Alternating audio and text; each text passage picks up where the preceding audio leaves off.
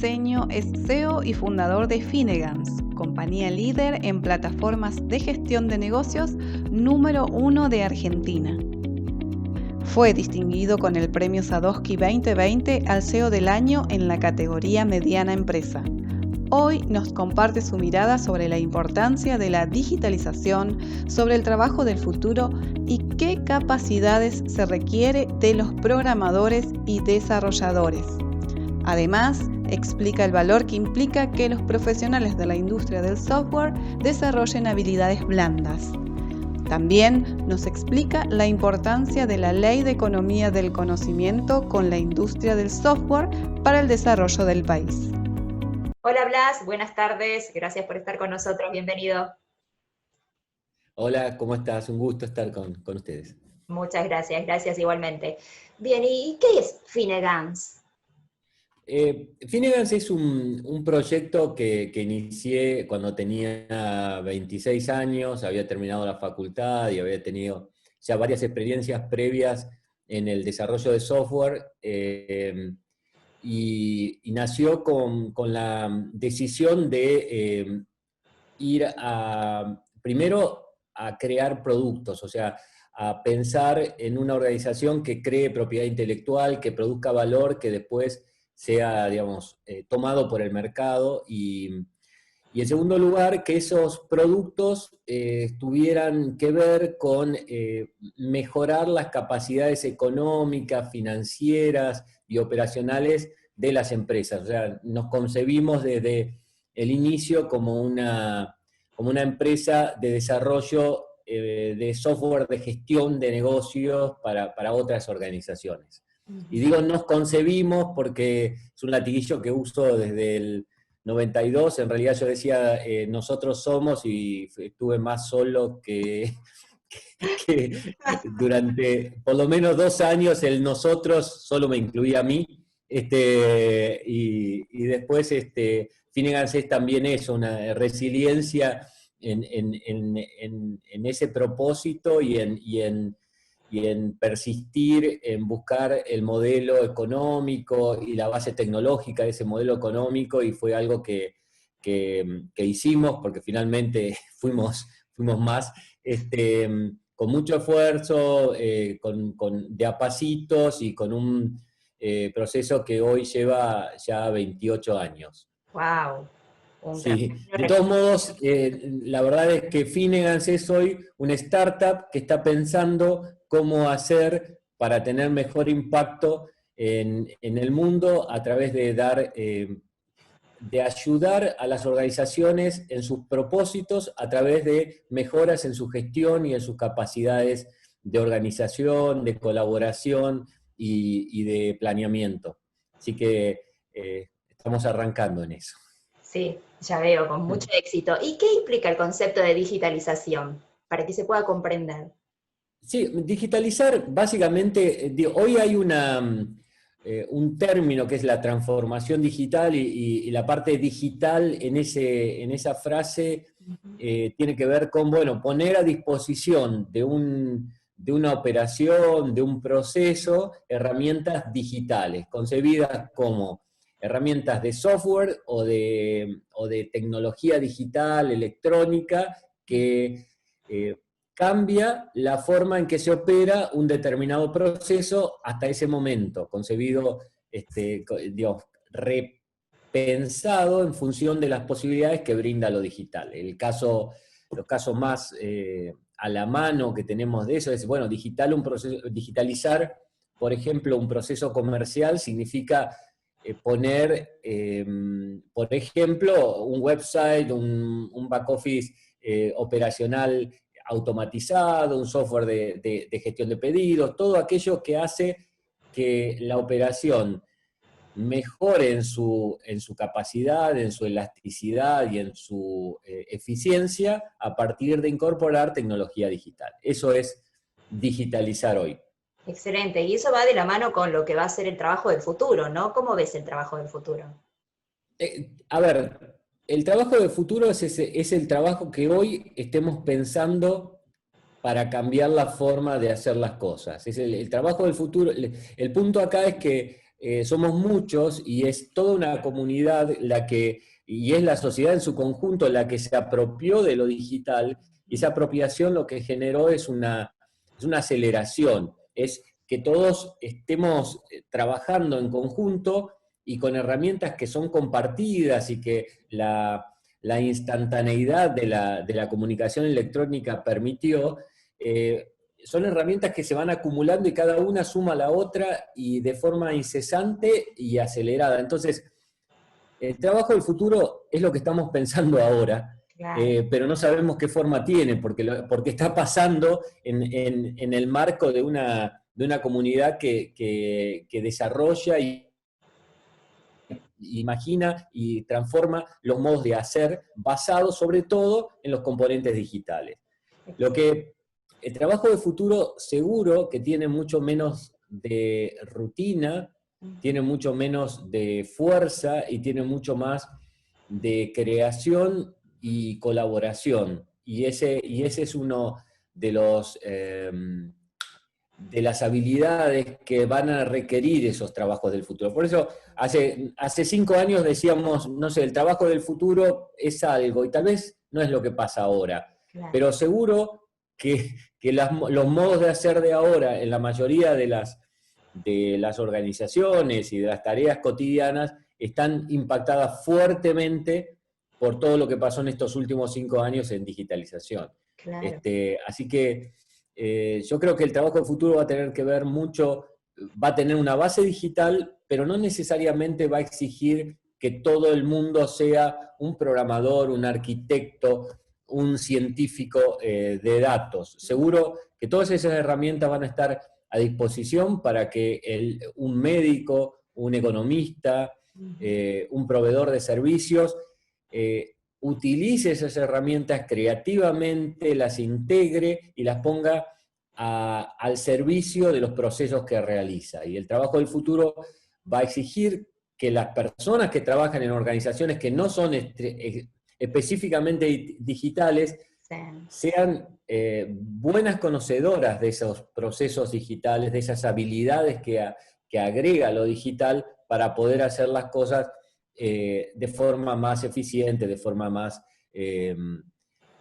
rápida y sobre todo con esto de la elasticidad y el crecimiento acelerado que permite lo digital, porque uno puede reproducir bytes ilimitadamente hoy y con muchísima velocidad. Exacto, exactamente. ¿Y qué habilidades blandas se requieren, Blas, para los profesionales de la industria del software?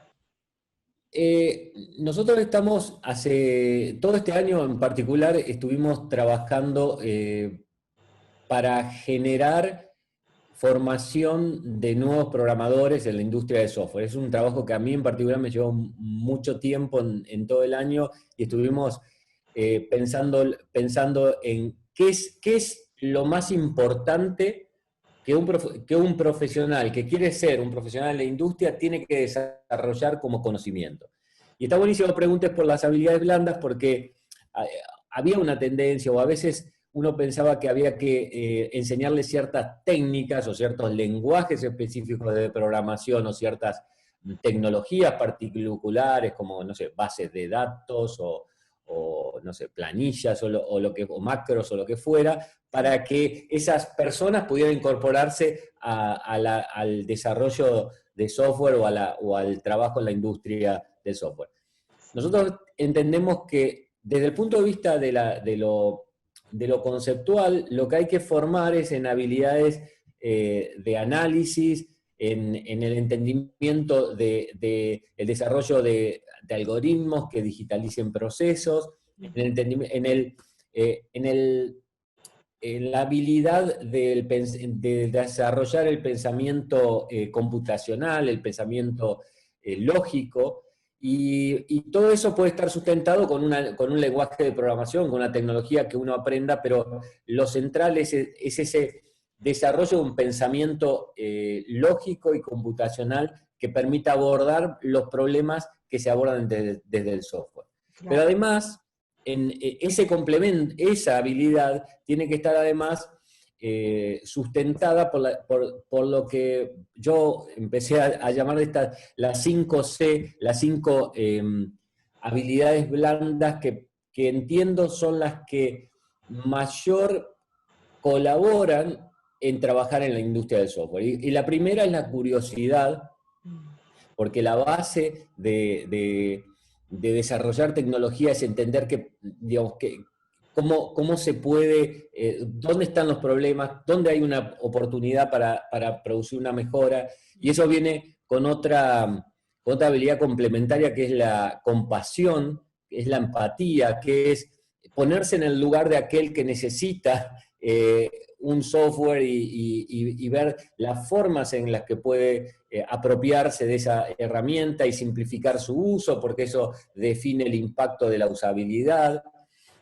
Y también, además de curiosidad, de compasión, colaboración, porque el mundo del software es un mundo que tiene muchísima, que siempre se trabaja en equipo, porque todos estamos en el mar, el proceso de producción de software involucra a distintos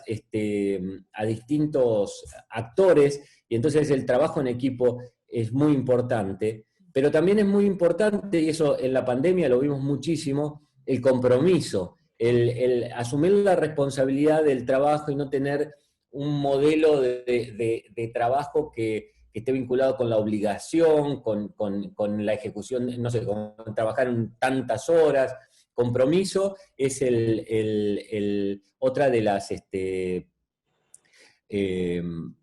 habilidades que entendemos que hay que desarrollar.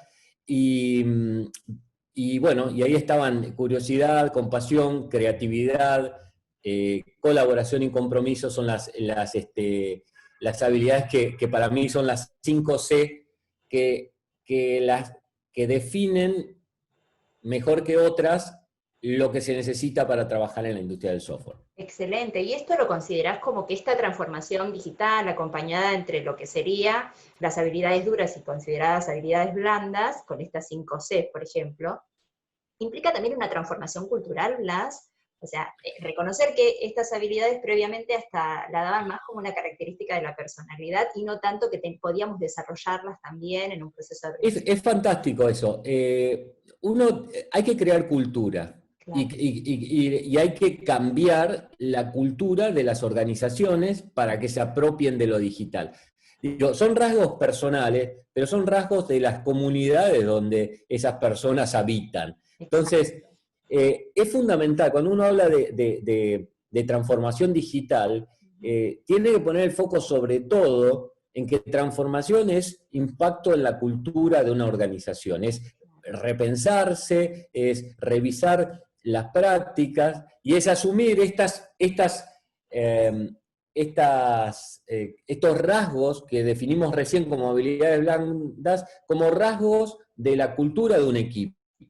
O sea, no es solo de las personas, sino la cultura del equipo tiene que estar impregnada por definiciones de trabajo que validen, que sean asumidas desde el compromiso de las personas, en un ambiente colaborativo, con compasión, pero ya compasión en el sentido de entender los aportes individuales de cada uno y modelar un trabajo donde no sea la autoridad, la definición por la que se establece un objetivo, sino el deseo, el propósito, porque las organizaciones de base digital están atentas a que las que son exitosas, las que desarrollan modelos de altísimo impacto, son aquellas que están atentas a que las personas que trabajan tengan un propósito compartido, conocido, y desarrollen ese trabajo en función de ese propósito y no con fines más individuales o aislados dentro de una organización. Absolutamente, es muy interesante también pensar cómo si este tipo de culturas se hace exponencial, digamos, si se replica en el resto de otras organizaciones, etcétera, hace un verdadero cambio cultural que claramente beneficia de la sociedad.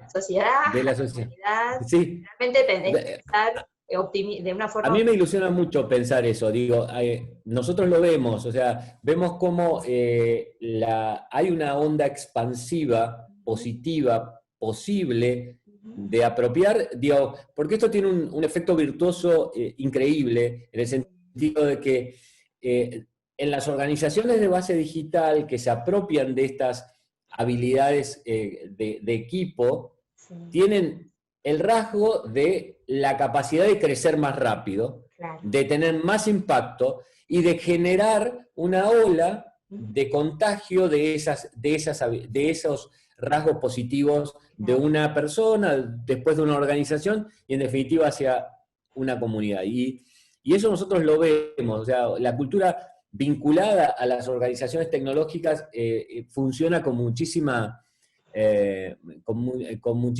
positividad en estos aspectos y es fantástico también cómo ese espíritu de colaboración impregna incluso la relación de competidores en la industria del software, donde tenemos relaciones muy sinérgicas, incluso entre competidores, porque tenemos propósitos que van más allá de la porción de mercado que queremos ganarle al otro. Claro, es Este, excelente. Un cambio de paradigma maravilloso, Blas. Gracias por compartirlo. Y en relación a esto, ¿qué rol juega la comunicación y la capacitación en este contexto? Porque implica también como otros modelos, es, ¿no? sí, mira, más que capacitación, yo diría el aprendizaje como forma de trabajo es un componente esencial de una cultura de base digital Claro. y con estos rasgos positivos. O sea, es imposible desarrollar una organización Ujú, de software o de base digital ujú,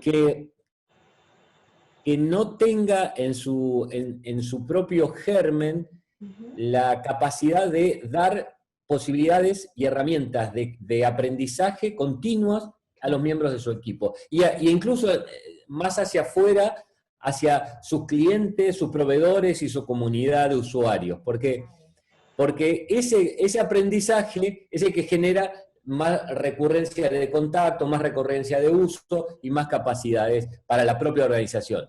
Pero además, digamos, nosotros no tenemos el modelo fordiano de reproducir un proceso de forma continua y que eventualmente el crecimiento esté vinculado a agrandar la planta, a agrandar la fábrica donde no, la fábrica nuestras no se agrandan a través de un proceso secuencial definido, sino a través de permitir que en la organización crezcan voces propias que generen nuevas prácticas y hagan evolucionar las existentes. Y eso Excelente. requiere trabajar en aprendizaje a lo continuo en una organización. Claro, el aprendizaje continuo como base, como paradigma para poder crecer como sujeto, en conjunto, en equipo y en expansión para los clientes, la sociedad, etcétera. Maravilloso. ¿Y cómo se relaciona con la ley de economía del conocimiento, la industria del software? Bueno, en realidad finalmente esta semana salió la reglamentación de la ley, estamos ya a las puertas de poder darle continuidad a la ley de promoción del software, que fue la ley anterior, y esta es una continuidad de esa ley para las empresas de software, además de agregar otras entidades, otras organizaciones dentro de la cobertura de la promoción. Para nosotros era esencial que existiera esta ley porque en el mundo todos los países están promoviendo la industria de software porque es estratégica, porque es la base de crecimiento de mayor impacto potencial, porque genera un montón de puestos de trabajo y porque además genera un montón de divisas y de riqueza. Entonces, la promoción, la continuidad de la promoción a través de la ley del conocimiento nos permite nivelar la cancha o nivelar en parte la cancha en relación a otros países que tienen políticas muy agresivas de promoción de la industria. Es fabuloso, para nosotros también es un compromiso, nos obliga a trabajar de continuo en las mejoras de calidad, en la inversión en investigación y desarrollo y en capacitación, así que es también virtuoso lo que genera en relación a las obligaciones que contraemos por ser parte, adherir a la ley del conocimiento, nos ayudan a continuar creciendo.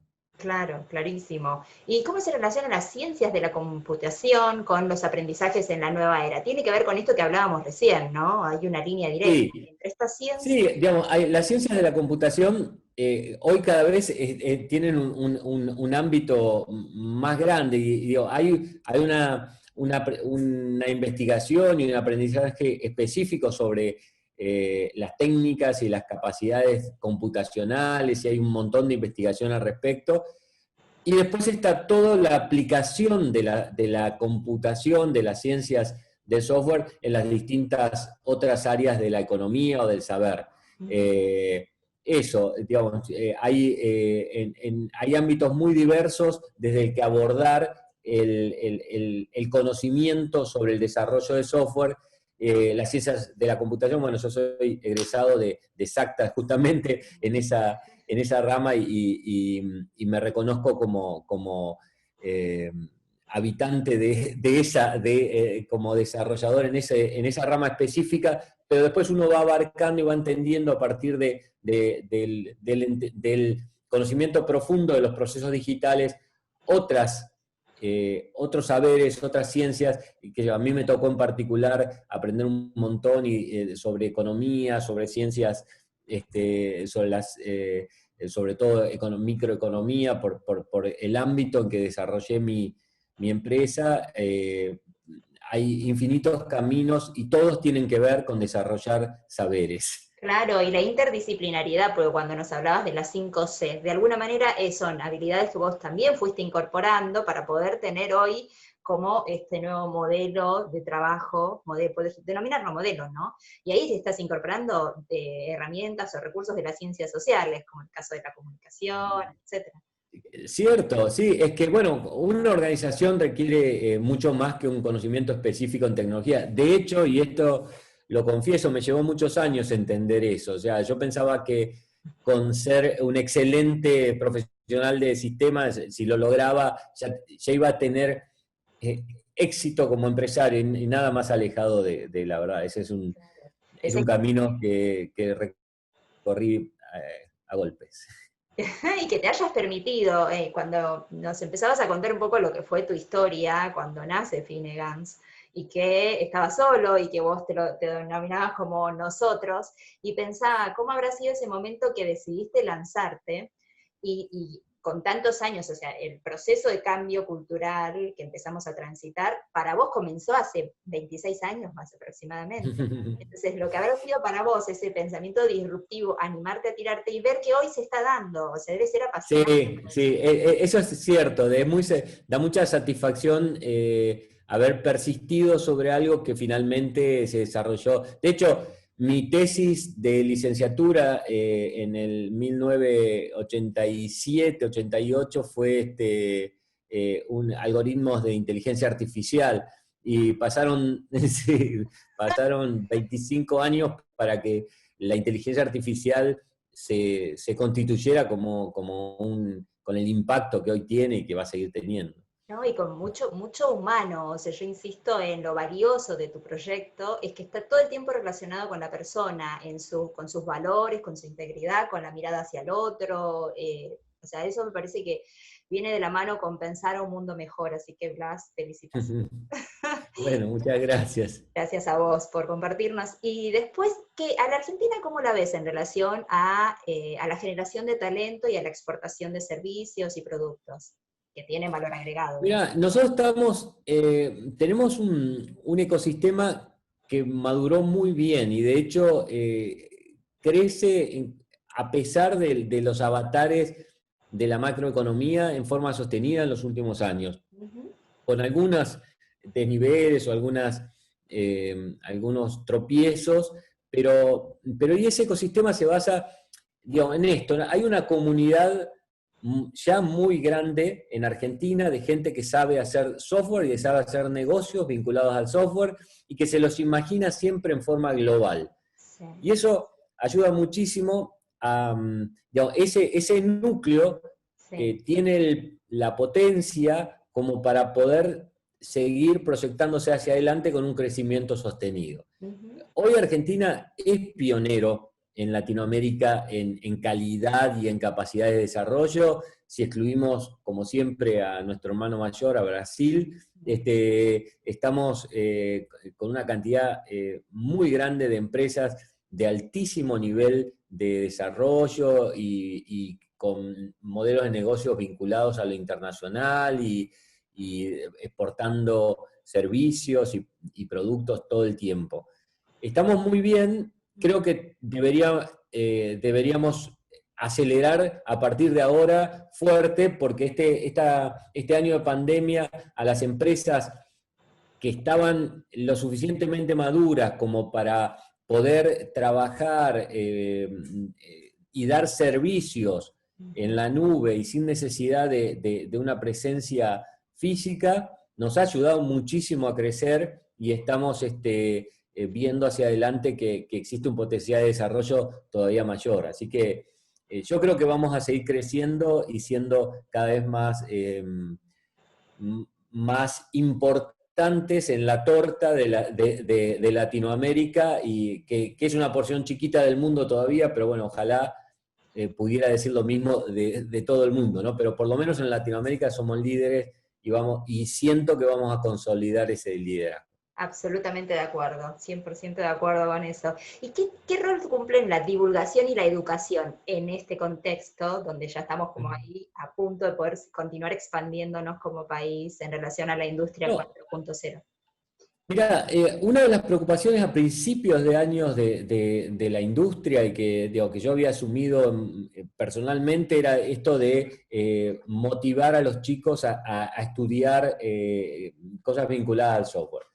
Con la pandemia pasó algo increíble. O sea, nosotros empezamos, por ejemplo, hicimos un programa de formación y lo corrimos primero en Concordia, Entre Ríos. Elegimos Concordia porque era la ciudad más pobre del país y con altísima desocupación. Entonces dijimos, bueno, vamos a empezar por este pequeño mercado. Y convocamos a chicos para estudiar en este programa de formación y pensamos que se iban a anotar 200, 250, se anotaron 1.200 de la ciudad, que es un montón. Y bueno, completamos todo el proceso y fue maravilloso y terminamos, digamos, tuvimos que seleccionar solo 250, de esos 250 terminaron un primer ciclo 100, de esos 100, 60 empezaron un segundo ciclo y esos 60, esta semana terminaron 40 y pico el segundo ciclo, y de esos ya hay comprometido trabajo para la mitad de esos chicos probablemente, con lo cual fue un proceso exitosísimo. Pero la base de eso fue 1.200 chicos que querían empezar. Hace 3 meses, acompañando a la Subsecretaría del Conocimiento, ellos lanzaron una convocatoria semejante, pero a nivel nacional. Esperábamos también 3.000, 4.000 chicos y se inscribieron 170.000. Una locura, completamente inesperada, un lindo problema, porque denota que para los chicos finalmente cayó la ficha de que este tipo de formación es una formación que los va a habilitar para tener trabajos que les den bienestar económico, satisfacción personal y proyección de carrera. Así que es importantísimo. Yo te diría que en el 2020 ganamos una batalla que es la de la conciencia de la sociedad, de que a través del aprendizaje, del desarrollo de software, hay un camino de crecimiento posible y es una carrera hermosa que mucha gente va a empezar a elegir cada vez más. Brillante, Blas, un placer enorme, muchísimas gracias, un beso enorme y bueno, feliz año. Gracias, igualmente, felicidades. Gracias. Chao. Gracias, Blas Briceño, por compartir tus valiosos aportes sobre la importancia de las tecnologías para un mundo mejor de cara al futuro.